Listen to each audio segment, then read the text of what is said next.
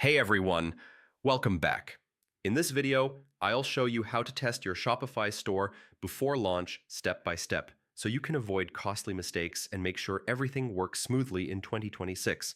Testing your store before going live is extremely important.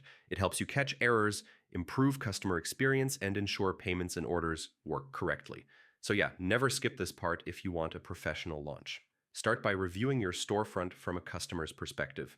Visit your homepage, collections, and product pages. Check images, prices, descriptions, and buttons to make sure everything looks clean and professional on both desktop and mobile. Next, test your checkout process. Enable Shopify's test payment mode so no real money is charged. Add a product to the cart, proceed to checkout, and complete a test order. This helps you confirm that checkout, taxes, and order confirmations are working properly. Check your payment gateways carefully. Make sure the correct payment options are visible and configured correctly. Even small setup issues here can stop customers from completing purchases. Now, review your shipping and tax settings. Place test orders using different locations to confirm shipping rates and tax calculations are accurate. This prevents unexpected charges that could confuse or frustrate customers.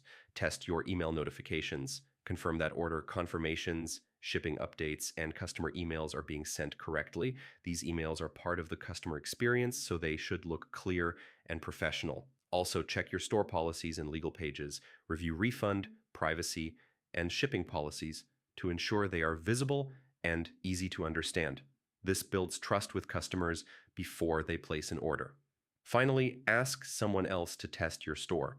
A fresh pair of eyes can spot issues you might miss. Feedback from real users helps improve usability and overall confidence before launch. If this guide helped you, like the video, subscribe for more Shopify tutorials, and I'll see you in the next one.